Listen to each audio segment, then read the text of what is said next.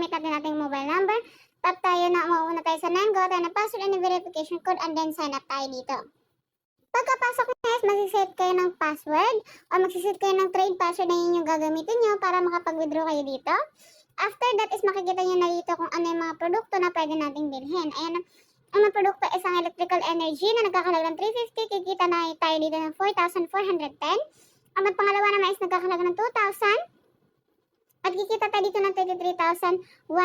At ang daily earnings naman dito is 660 pesos. At ang pinakamahal naman nila is ang ating 260,000 pesos na nagkakahalaga ng daily earnings na 96,200 at ang total revenue na 3,367,000. Ayan, at ang isa pang pass nila dito na pwede tayong kumita is dito sa ating home.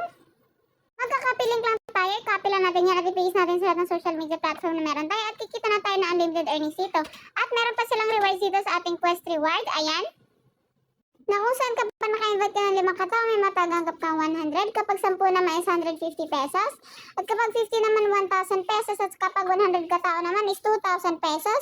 Kapag 500 katao is 5,000 pesos. At ang kapag mabot ka ng 5,000 na na-invite dito is 100,000 pesos ang kikitain mo dito sa kanilang platform. Ayan.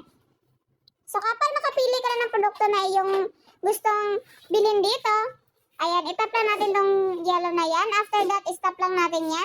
And after that is magdidiretso ka agad tayo sa GCash sending form na kung saan doon tayo magbabayad. Kapag nakabayad na tayo doon, is babalik tayo dito sa kanilang platform para magsimula ng mag-earn dito sa kanilang produkto. Ayan, for example, ngayon natin tong araw binili, alauna. So the next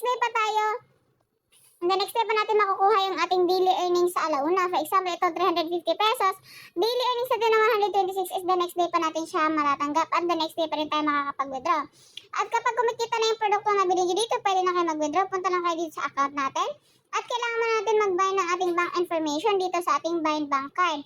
After that is maglagay lang kayo ng GCash name, GCash number, and bind. After that is pwede na tayo mag-withdraw. Itap lang natin ang withdraw. And then maglagay lang tayo nating withdrawal amount dito ng ating transaction password na ginawa natin na pag-login natin. And tap submit withdraw. Ayan, withdrawal application has been submitted. Hintayin lang muna natin na dumating sa ating GCash yung ating withdraw dito na balance. Record, and makikita nyo 1,000 yung ating withdraw.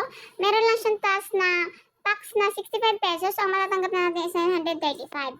At nagkaroon ako dito ng message galing sa aking GCash na nakareceive ako ng 935. And na-receive natin siya mga ilang minuto lamang galing sa ating pag-withdraw dito sa kanilang platform.